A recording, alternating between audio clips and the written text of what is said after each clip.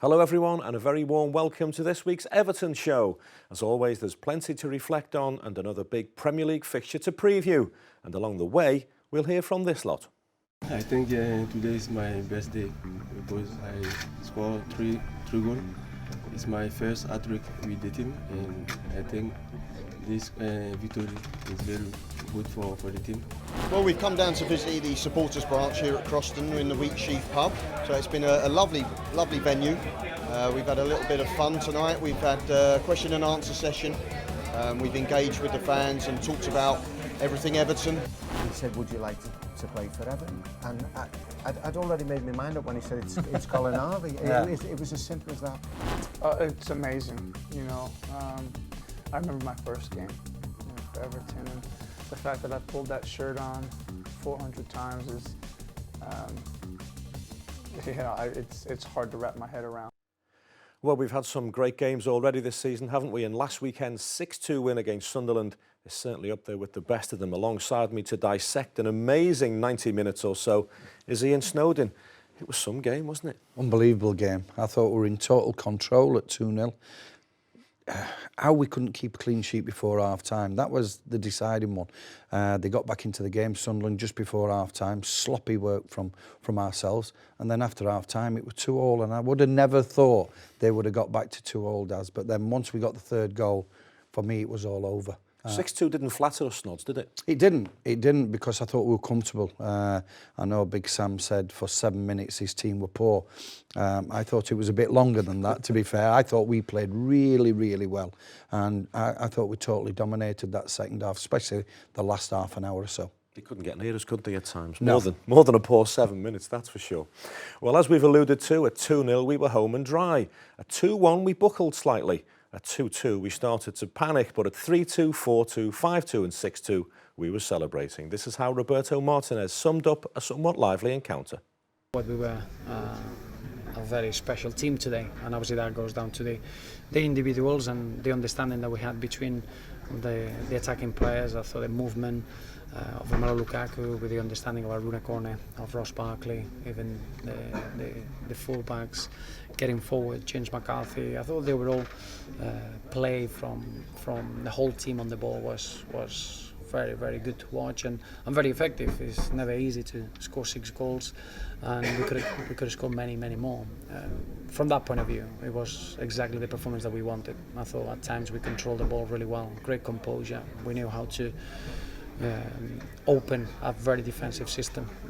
Sunderland changed the organisation with a back five, and we knew we had to be very clear on how to break them down, and that showed in our performance. But then obviously you want to always be perfect, and I thought defensively we need to improve a little bit because we got a little bit stretched when we should have controlled that game better. But overall, in the course of the 90 minutes, we were a very dominant force, and for me the most important aspect of today's performance is how we reacted once we conceded the equaliser. At that point it was a real test of character, a real test of knowing how and understanding how to use our quality, and we really showed a very impressive side of our play at that point. Is Aruna showing just what a good player he is, what a top quality striker he is now? Well, I think he's been showing it for a long while now. I think it really was a turning point in the opening fixture. He had Goodison against Watford when he came on in a very, very difficult environment. He scored a goal, he contributed in the other one, and from that point on I think he's been very, very effective and he's been working really well. Today is a real highlight because he's scoring a hat-trick. It doesn't happen every day, and I thought his overall play was of clear understanding and with the players around him and very effective. It's a phenomenal story, a big important day. He triggered a new 12 months extension in his contract, scores a hat-trick. I thought the chemistry between our number 9 and the crowd was of the historic relationships that we had throughout the football club. I thought it was a real nice afternoon for Aruna, a well-deserved one after an incredible difficult period with a career-threatening injury that he kept him away from showing the form that he's showing now. Snods, we'll hear very shortly from Aruna Kone, so we'll talk about him in a bit, but Romelu Lukaku, I thought he was excellent. I did, and it's helpful that Kone is up there. Jerry Deulofeu kept his width on the right-hand side. But Corney, he came in on the left, he joined in with Rom, and I think Rom looks more comfortable when he has got somebody up there with him, and I thought his performance was good, his hold-up play were good, he looked strong, and the experienced Wes Brown just could not cope with Rom. We've spoken about it a couple of times since the game. Tell us about your favourite moment of the match. The 6 goals were brilliant for me. But one of Corney's goals, when Rom hit it in with the outside of his left foot, it was an absolute peach of a ball. And I'm not being disrespectful to Rom. I didn't think he had that in his locker, but I tell you what, I know he's got pace, power, strength. He knows where the goal is. But after watching that, Romelu, you've got the lot, mate, because I tell you what, that is something to be proud of. Great ball, outside left foot, perfect for Corney to nod on. Such a delicate touch, wasn't it, for a big guy? Well, everybody associated with Everton Football Club has revelled in the renaissance of Aruna Kone's Blues career.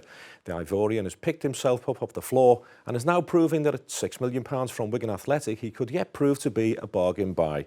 And his English, like his football, is on the mend. And he cut a very happy figure when he spoke to Everton TV after the game. I think today is my best day because I scored three goals. It's my first hat-trick with the team, and I think this victory is very good for the team. Will be continue like that. I think a few weeks ago we play very difficult game against Liverpool, Manchester, Arsenal, and now we win. I think it's a very good performance for the team. Are you pleased to get 2 goals with your left foot as well? Yeah, I think it's the first 2 goals in the left.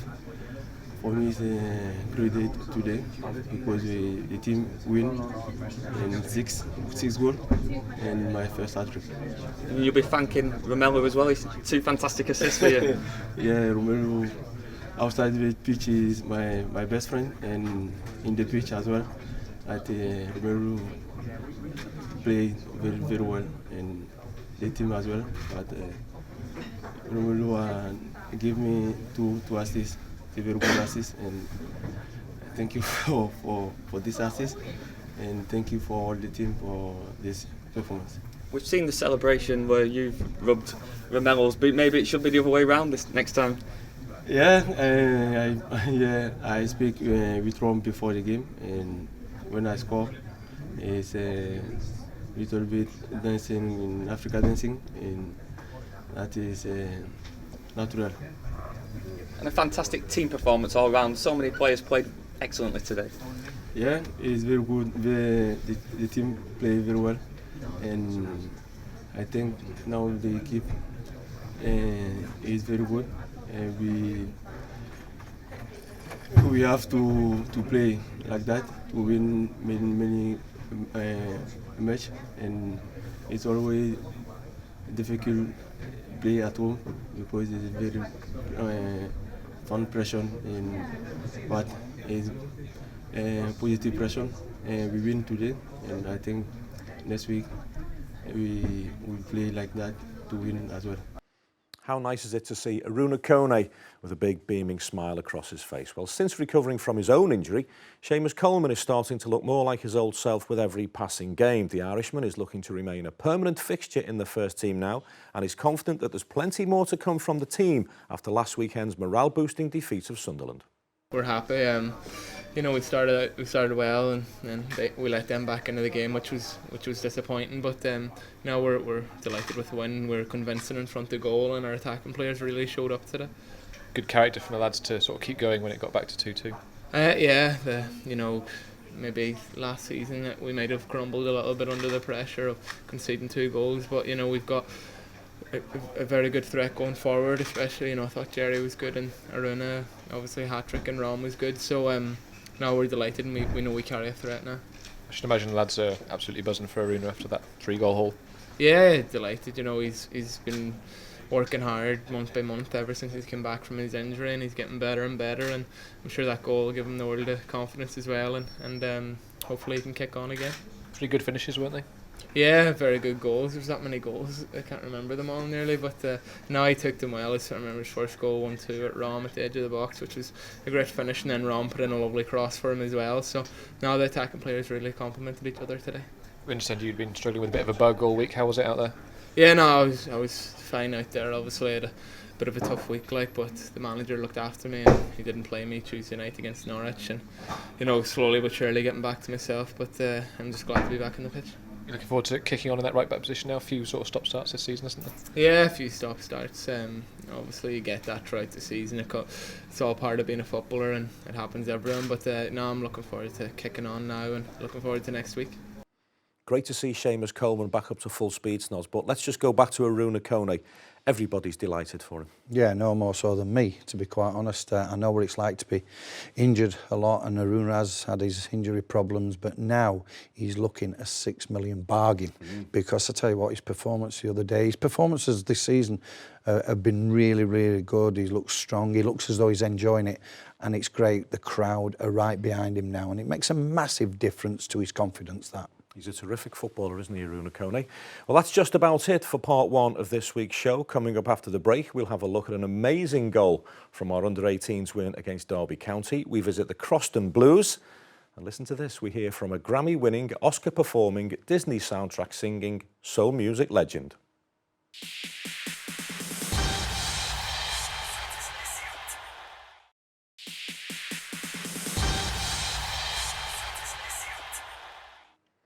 Welcome back to this week's Everton show. Well, I'm sure you're all still wondering just who the soul-singing legend is. But before that, let's enjoy Liam Walsh netting one of the goals of the season during the under-18s 2-0 victory against Derby County last weekend. Snods, this is Derby County away, under-18s. What about that? Fantastic goal. Absolutely fantastic goal. You've got to be a special player to do something like that. The vision, the technique, and on most of all, the confidence to do that. That's terrific goal, Walshy. You like Liam Walsh, don't you? I do. I think he's a great little player. I think he loves a little tackle. He loves getting on the ball. He loves little simple passes. He can play long passes. Yeah, I think he's got a bright future, the kid. People always say he likes to tackle, he likes throwing himself about. The boy can play, can't he? He can play. There's nothing wrong with throwing a tackle in, but I know it's not needed so much in the modern game, but technically he's a very, very good player, and he's confident as well. Always wants the ball, does, and that's what I like about him. He takes a good free kick as well. He's got that dip that the likes of Ronaldo have got. And he's not big in stature, is he? No. And he's got a big heart, the lad. And technically, as you said, he can strike a ball, but he's a wonderful football player. The 18s are top of the table. Now, everybody says it's all about development, and the object at academy level is to provide Roberto with first-team players, but the boys and the coaches will enjoy being top of the league, won't they? It is all about players getting in the first team, but let me tell you, the Kevin Sheedys, the Tates, the coaches, John Doolan, Sean London, they'll want to top that league. Don't worry about that. And the boys will themselves. They go out to win a game of football, and if you're winning, that breeds confidence, and the players are playing well. So the manager will be delighted with them. You know yourself, having come through the ranks as a professional footballer, it's never too early to instill a winning mentality into a young boy. No, it isn't. And yeah, it's different when you're a 7, 8, 9-year-old. Let them go out and enjoy it. The result doesn't really matter in them instance. But when you start playing 14, 15, 16, the results do matter, and your performances matter as well. The coach rotation at under 18 level seems to be working. Yeah, I didn't think it'd work at first. I really didn't. I thought, could be rather strange hearing a different voice every 1 or 2 months. But it seems to be the top of the league in the 18s. I know David Unsworth's benefiting it at 21 level, that the lads are coming through and playing at his level as well. So all's well at the academy at the minute. All's well at Finch Farm. So far, so good. Well, as Snod says, Liam Walsh certainly does enjoy a tackle. And as we saw, he's certainly got an eye for a spectacular goal. The teenage midfielder was understandably delighted when he spoke to Everton TV after that Derby County game. I said to one of the lads at the start of the game that I'd just have a go from the halfway, see whether it would work out or not, and it fell to me nicely on the counter-attack, and I've got my head up, look at the keeper, and just gone for it. Must be one of the best goals you scored. It's up there with one of the best, like, yeah, that I can remember. And that win takes us to the top of the table as well. How important is that for us? I've played a few for them this season, and every time I've played we've looked strong, like strongest team in the league. And then to go top of the league now, it just takes a bit of stress off the shoulders, and now everyone can relax. As you say, you've played in the under-18s a few times this season. How much talent is in that group? There's a lot, like everyone that's played in the team, you can see that like they're all confident on the ball, everyone works together, and that even the subs that come on, they always have an impact on the game. So I think we can all like trust each other on the ball, which obviously wins us games, and that. And looking at the last 2 seasons for the under-18s, just missed out last season, won the title the year before.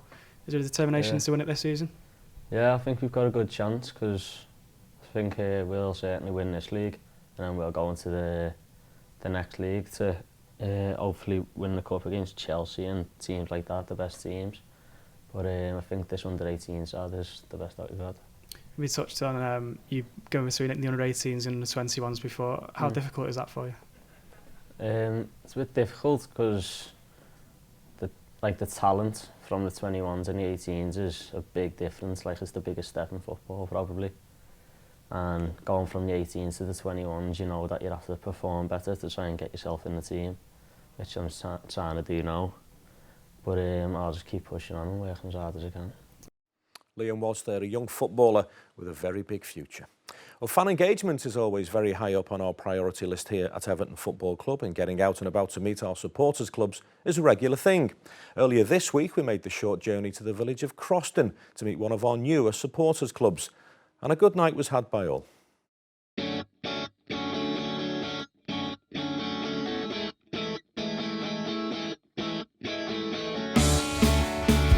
Well, we've come down to visit the supporters branch here at Croston in the Wheatsheaf pub. So it's been a lovely venue. We've had a little bit of fun tonight. We've had a question and answer session.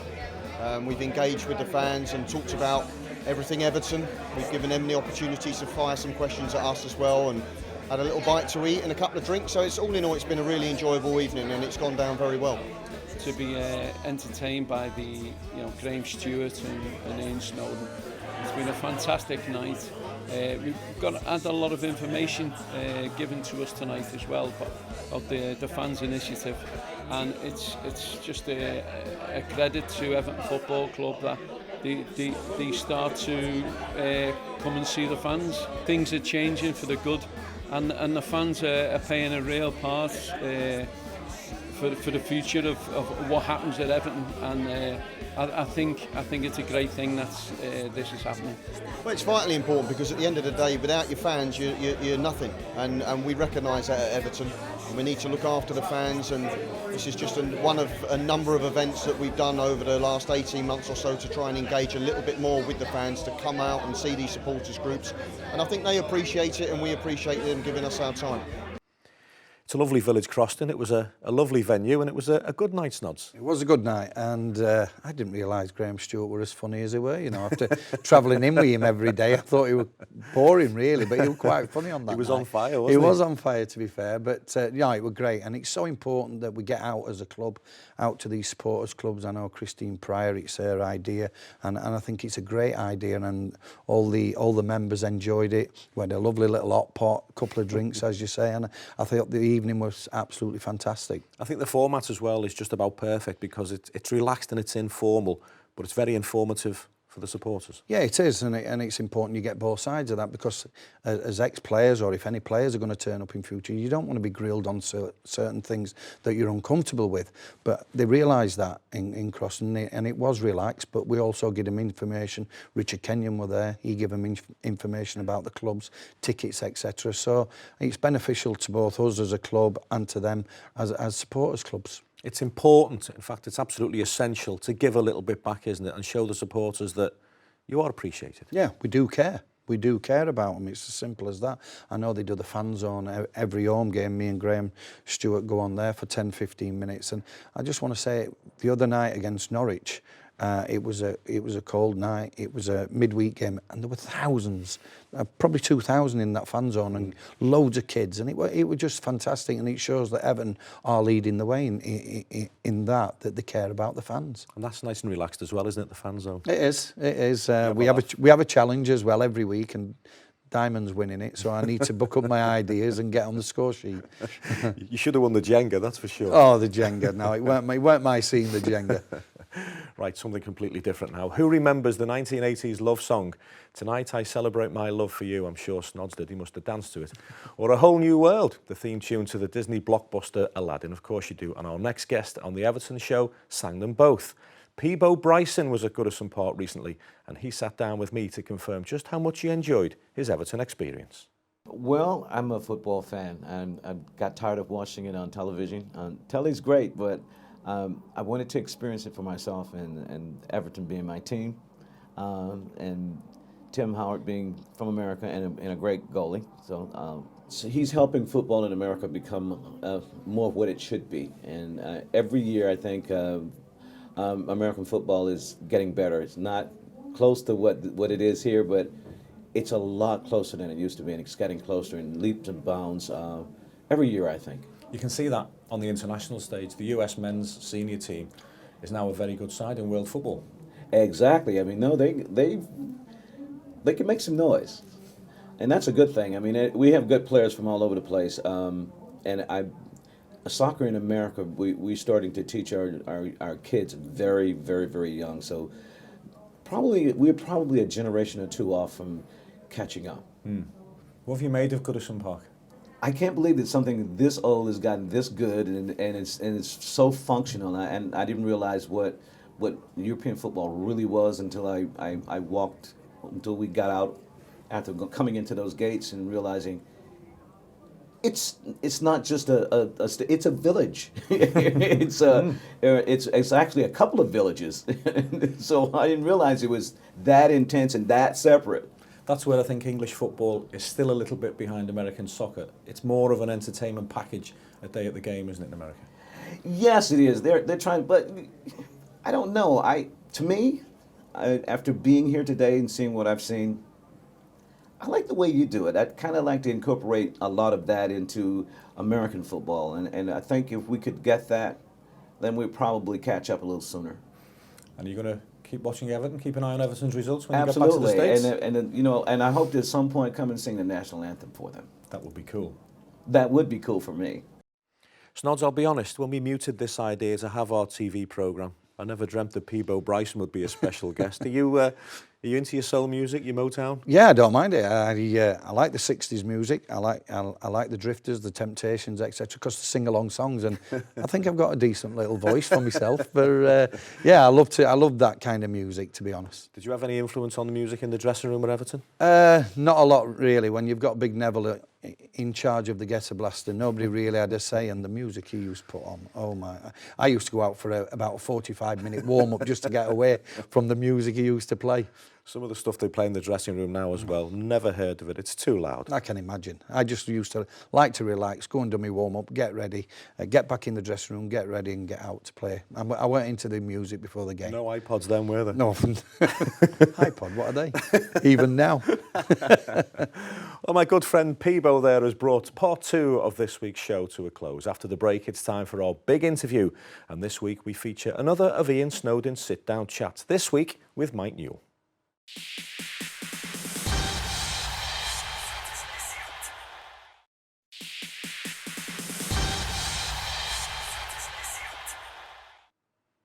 Welcome back to part 3 of this week's Everton show. It's the big interview section now, and this week we speak to one of only 2 Scousers to have ever won a Premier League title. Now, most people guess Wayne Rooney as being one of them, but the other is a little bit more testing. The answer is Mike Newell, who did it with Blackburn Rovers in 1995. Newell also played 94 times for Everton, and he sat down with Snods recently to chat about his career. We'll start off growing up in Liverpool as a young kid, because you went on and signed for Liverpool. Yeah, I was with Liverpool from 12 years old. Never had academies in them days. It was basically what would be School of Excellence. I got an invite from John Benson, who used to run the youth teams down there then, and all they had in them days was an A and a B team that played professionally. So at 12 years old, you basically trained on a Tuesday and a Thursday night at Melwood, and I trained there right up until I was 18 years old, but never got offered anything. I was never going to be I was never going to break through into their youth teams or their reserves, and it was probably the best thing that happened to me. So in between Liverpool as a young kid to signing for the Mighty Blues, where did you go from? What clubs were you in between? Well, I got released from Liverpool at 18 years old. I'd stayed on and done my A-levels at SFX. They thought that was the best thing, rather than offer me a whitey and then not be able to offer you anything. And Dario Gradi just took over at Crewe at the time. Yeah. So he was asking Liverpool, asking Everton, for any kids that you release, I'll take them on trial. He gave me a trial game which was actually against Manchester United reserves, and he signed me that night on a month-to-month contract, and within a week I'd made my league debut. I played 3 games in the league for Crewe, and within that month Wigan Athletic had been watching me, Harry McNally, and at the end of that month he obviously offered me another month, but Wigan Athletic were a division above, in the 3rd division, and offered me a year's contract, and it was the year's contract that I wanted more than anything, to try and prove myself, a little bit of time to try and prove myself. And after Wigan, you played so many games for them. After Wigan, where was it then on to? Well, I signed for Luton then, who were in the 1st division and who had a really good side. I had 18 months there. I then signed for Leicester, and it was from Leicester that Colin Harvey come. So how did that come about, Colin? Because I was there at the time, obviously. Yeah. How did Colin approach you, or did they put a bid in first before they got to speak to you? Well, they must have put a bid in. You wouldn't believe, I mean, the negotiations that go on nowadays, and the agents that get involved, and the time that it takes to sign a player. I am not, no word of a lie, Colin Harvey rang me up. I was at home in Northampton, where I lived, playing for Leicester, and Colin said, "Hello, Mike, it's Colin Harvey." Now, I knew what he was going to say, because I'd never spoken to Colin or met Colin in my life before. So there'd been rumours of a bid coming in. He'd obviously had permission from David Pleat, who was the manager of Leicester at the time, to speak to me or to phone me. And he said, "Would you like to play for Everton?" And I'd already made my mind up when he said it's Colin Harvey. It was as simple as that for a lad who'd grown up in Liverpool, not signed for Liverpool, but was desperate. And this was the one ambition that I had, to play in a derby game. So from Colin saying it's Colin Harvey, I'd almost signed. And when he said, "Would you like to play for Everton?" I said, "Colin, I would love to play for Everton Football Club." And that was it. And I'm telling you now, I'd got in the car, I'd driven up to Liverpool, to my dad's house, who lived in Liverpool, picked my dad up, and we were at Belfield within 3 hours of that phone call, and we'd signed. Tell a lie, we hadn't signed, because we had to go down to Goodison Park to sign the forms. Right. Jim Greenwood was the secretary. We'd agreed personal terms within 3 hours of that phone call, and I was in Northampton when he rang me. Just explain to us, as a lad growing up in Liverpool, what it means as a Liverpool kid playing in a Merseyside derby. Well, it must be incredible. It is incredible for me. I played in numerous, but I was from Yorkshire. For anybody, any kid who grows up in the city, if you're a Glasgow lad and you play for Celtic or Rangers or Manchester, or it's a Tottenham Arsenal game, surely it's got to be the same. It's all that people talk about, particularly in this city. And I don't know, it's everything, and just pulling the shirt on, and that hour beforehand, we were actually top of the league. It was September, and we'd played, I don't know, 7, 8, 9 games, something like that, and we were top of the league, and Liverpool was second. And so you can't get a bigger derby. No. The ground was bouncing. We were in the dressing rooms. You didn't warm up a lot the way they warmed up these days. So you're sitting down there and you're reading a programme, or you're doing your stretches and whatever, and you can feel the ground physically bouncing. And it's a weird feeling. But you're like that, and you have 3 or 4 visits to the toilet, and it's fantastic. It was everything that I wanted. We didn't get the results, and but to score after 17 minutes, what a feeling. But the one at Goodison in the Cup, the 4-0, was absolutely seesaw. Every minute of the game, something were happening. Must have been a fantastic game to play in. And you remember it, and you remember every goal like it was yesterday. I'd been suspended for the first game. You know, not many people remember that there was a 0-0 at Anfield for the first game. And I'd been suspended, and it was the best result ever for me. For a replay? For a replay, yeah, because, you know, even if we'd knocked them out, I'd have been a bit gutted that I hadn't played in the derby in the FA Cup. Yeah. So the 0-0 was, all I wanted then was to get in the team. And Howard's put me in, 4-4, we've been behind 4 times. They've scored 4 magnificent goals, and we've scored 4 scrappy goals, if you like. We did. So, but we were never out of it. We were never out of it. And then Tony Cottage come on in the last, I don't know, what was it? 15, 20 minutes, or was it longer than that? Was it extra time? That's right, went to extra time. And he's scored the last 2 goals. Goes to a replay. I've never known a demand for tickets in the city in my life like it. It was, and I must have had to get 50 by 50 tickets for friends and family. I mean, there were obviously people who weren't at that game who were desperate not to miss the next game. And in the meantime, Kenny had retired. That's right, he resigned. And Waggy scored the winner in the game. In replay, we were through to play West Ham. One of the best games you played in? The 4-4. Yeah. Oh, absolutely. Throughout your career, I'm not just on about your Everton career. Throughout your career, that must have been one. Yeah, without because of the atmosphere, because of what it meant. Yeah. It was end to end. We were never out of it, and just the ending at the end of that game, and the ending going through, knocking them out the cup a week later, it'll stick with you forever, Smashing interview, that's Nods. Great, yeah, he speaks well, Newley. He's a good lad, get on with him great, and when he sits down like that, he speaks well, but that's the first interview, or first get-together.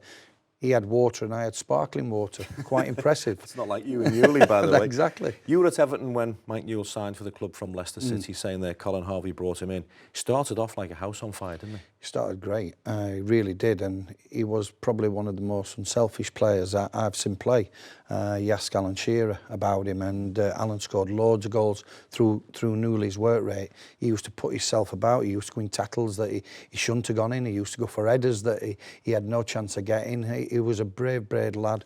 He could run all day, and you're right, he started off brilliantly for us. He was quick as well, wasn't he? He was. He had a little bit of everything, Newley, for a centre forward. He did. He was brave. He was certainly brave, and he would run all day. But the most annoying thing about him, in training, if you had a five-a-side, he'd know the score, even if it was 17-16. He'd know it. And Colin would shout, next goal winner, and he'd go, well, wait a minute, we're 3 up. What? And I'm saying, Newley, let's just get in. Let's get it over with and get in. But he was a great pro, Newley. And he's an example to a young player from any era, because his dream was to play for Liverpool. He freely admits that. Got released by Liverpool and clawed his way back. He did. It's fantastic that he was a big Liverpool fan. We used to give him a lot of stick about that. But you show when he scored the goal against Liverpool, he shows when you put on that blue shirt, whoever you support, it don't matter, because he celebrated like a massive Evertonian. And he's done it the hard way, Newley. He really has. He went back down to lower levels, came up again, and he had a terrific career. Said some interesting things as well, which I'm sure the viewers picked up on. Talking about the pre-match before the Merseyside derby, we didn't go out and do a warm-up.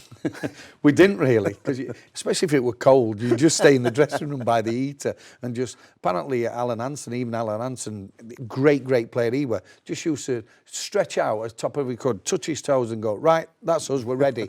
To be fair, used to go about, just kick a few balls on the pitch and stuff like that. But overall, now, touch your toes, have a little twist of your body, and you were ready for action. Nothing like today. I couldn't play for when I did this warm-up that the boys do. I'd be shattered. The 4-4 game was an astonishing football match, wasn't it? that was at a period that I had my long-term injury, and I remember my dad coming over from Doncaster, and we sat in that stand, and the emotions that day, from being deflated when Liverpool kept leading to euphoria when we kept equalising. And I've got to admit, it's probably the best game I have seen live. He had everything, great goals as you said, but just the way we kept coming back at him. Goodison was absolutely, like Newell said, rocking that day. Great game to watch. Before you played in a Merseyside derby, could you actually physically feel the vibration of the stadium? Especially at Goodison. You were sat in that dressing room beforehand, and you could hear the roar and everything. Liverpool, a little bit different. You didn't want to hear much when you played over there, but there were great games to play in, difficult ones. Well, plenty more interviews to come from Snods in the future, by the way, on the Everton show, so look out for them. And that's just about it for part 3. In part 4, we'll be looking ahead to our weekend visit to the East End of London.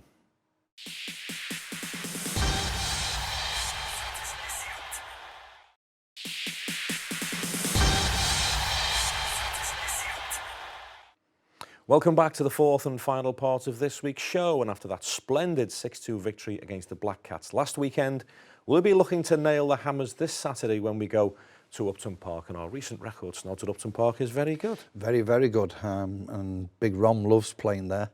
Scores regular against them, so let's hope he's got his shooting boots on, and we can come back with all 3 points, and I can't see why we can't, Daz. That 6-2 victory will give the boys great confidence to go down there. But as you said, we've got a good record down there. I don't think they're playing well. Don't get me wrong, under Slaven Bilic. But I think the away performances have been better than their own performances. And I really do think we've got a great chance of bringing 3 points back. And you've always got a chance when the confidence is there amongst the players that they know we've got goals in us. Well, let's hope that West Ham set the store and they come out at us. And I think they will. We're playing at home, and that gives us a great opportunity to counter-attack them, which I think is a strong point of our game, the way that we play. We've got 2 holding midfield players in there. So I think we'll be able to break on West Ham, and I definitely think we will score against them without a doubt. Lovely place to play your football as well, isn't it? Upton Park. Well, as we said, our recent record at West Ham is excellent, with 7 wins and 2 draws from our last 9 visits to Upton Park, or the Berlin Ground, as they now like to call it. The Hammers are in decent nick this season so far, but it's a fixture that Brendan Galloway is very much looking forward to. I'll never forget that day, making my Premier League debut for this club was a really special day, and I remember that we got the 2-1 win, which made it even better. And how far do you think you've come since that debut? I think that I've come a long way, but I think that there's still huge amounts to be worked on, huge amount of places to go. We want to win trophies here, want to make history, so just always working hard to try and better ourselves and better the team. Looking at West Ham, they've started this season well. A new manager, what have you made to their start this season? Yeah, they've been doing really well. I think that some of the players that they've brought in have added a bit of an extra threat. Especially Payet, I watch him a lot closely. I think that he's been probably their star player so far this season, and they can be a joy to watch sometimes. But just want to focus on the game, and I think that we can go there and get the 3 points. It's always important to go into an international break on a high as well, isn't it? Yeah, definitely. I think that if we win, then the whole international break will be just give us that extra boost. But if we don't, we have 2 weeks until we can try and make it up, and that's a long time to wait to play again to try and get another win. So ending on a high before the international break is always going to be positive. And just finally as well, a quick word on Leighton Baines on his way back from injury now. How much has he helped you this season? Yeah, really helped me. He's a fantastic player on and off the pitch, and looking forward to welcoming him back into the squad. Brendan Galloway, Snods, I tell you what, he carries himself really well, doesn't he? Tell you what, it comes over brilliantly. I know if you'd have put a camera in front of me at 19-year-old, I wouldn't have been able to give an interview like that. He speaks so well.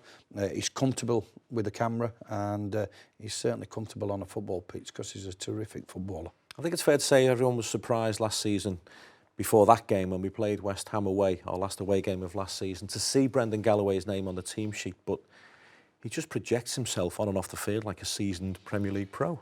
Yeah, he does. I'd watched him a couple of times in the 21, and when he got the call-up, I thought, is he ready? And in fairness, Brendan just got caught in the first couple of games, just watching ball. But, hey, 18, 19-year-old you're making mistakes right up to when you finish your career, so I ain't going to criticise him on watching a ball at 19-year-old, but he's improving and improving. I'll tell you what, he won the Player of the Month last month, and deservedly so. This boy, he's got a good talent, and they tell me he's a better centre-half. He must be some player if he's a better centre-half than the performances he's giving now. And he's not afraid to be self-critical. He prefers to speak about the things he needs to improve on. Yeah, and that's great. He knows that he's had a good run of games. He knows the crowd like him. He's playing really well. But he also knows that he's got a lot more to learn. And that learning curve, he'll learn off the experienced players as well. And if he listens, he'll be top draw. He certainly will. He's a great kid as well. Well, from the youngest member of the first team squad to the oldest, Tim Howard's appearance against Sunderland last weekend was his 400th in all competitions for Everton, a terrific achievement. Well, it's a surefire bet, isn't it, that on Saturday it'll be his 401st, but the American knows it will be no stroll at Upton Park. It's amazing, you know. I remember my first game, you know, for Everton, and the fact that I've pulled that shirt on 400 times is, you know, it's hard to wrap my head around. It's an impressive target. It's something that means a lot to me because I've enjoyed every minute of being an Evertonian and being here and just being a part of this famous club, and it's special to me.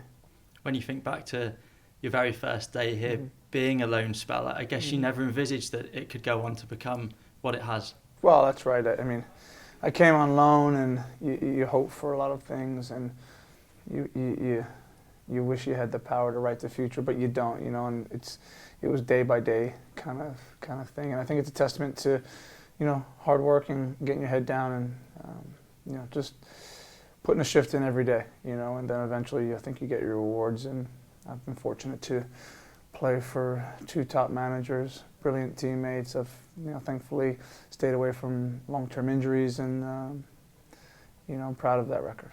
401 this weekend against West Ham, a team who've been in really decent form up until this weekend at least, and you know it'll be a difficult game down there, but how important to keep that winning feeling going? Yeah, you know, the feeling that we had in the dressing room on Sunday is, you can't beat that feeling. If you could bottle it and sell it, you'd be a quadruple billionaire, because it's the most special feeling in the world. It really, really is, and we're going to try and keep that going. You know, we always seem to be very resilient down at West Ham, you know, always, and look forward to that challenge. They've been playing well, credit to them, you know, but no doubt the manager will put a game plan in place that, if we implement and execute, we'll get the right result. Snods, we mentioned a few minutes ago just how well Brendan Galloway projects himself. Tim Howard is an absolute dream to work with. Yeah, fantastic. Speaks really well. And I've been up to Finch Farm, and he always comes up to the ex-players, makes himself known to us. He's great to be around. But on that training pitch, he mentioned it, Daz, there, he works exceptionally hard. And he's been under a little bit of criticism. But what Tim does, he goes and works on it. And he'll work and he'll work and he'll work. And that makes him and that's why he's played 400 league games for Everton Football Club. He's been great since the day he arrived. He was under pressure against Sunderland, wasn't he? Yeah, he was under pressure. Big Joel come in, and he's doing ever so well, Joel. But the boss has said Tim's number one. He is number one, so he was under scrutiny against Sunderland, but he pulled a couple of great saves off early doors. Well, as we've mentioned, trips to West Ham have tended to prove fruitful for Everton in the Premier League era. It's a record Roberto Martinez will be looking to preserve this weekend as we pay our final ever league visit to Upton Park before the Hammers make their big move to the Olympic Stadium next summer. I think they were the 2 best teams that we've seen. The most impressive teams that we've seen in the league is Leicester and West Ham.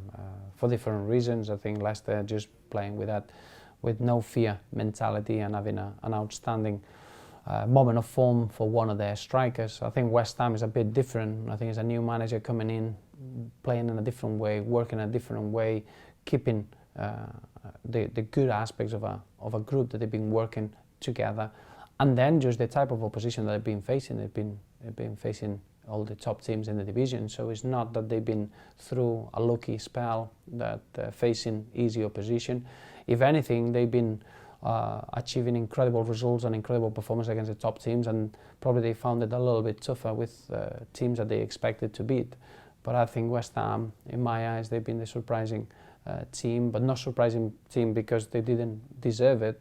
Surprising team because they've been a very, very good level consistently against the top teams, and clearly at the weekend we're going to see a team that they want to bounce back from the disappointment, and they've got a really, really strong side with a well-balanced team throughout their squad.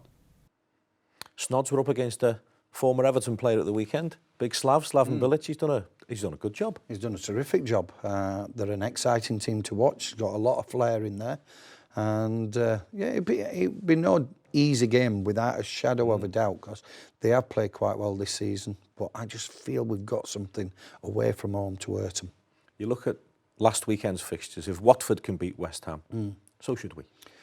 It's not that easy though. It isn't that easy. I wish it were, because it'd be great to go down there and get the victory, but they'll want to bounce back as well after a disappointing result that they feel they perhaps should have got 3 points against Watford. All right, it was at Watford, but no, he'll have his team wound up today to bounce back. But hopefully Roberto will have the boys full of confidence, hopefully ready to come back up that motorway with 3 points. We'll miss Upton Park, won't we? We will. It's a difficult place to go and play football.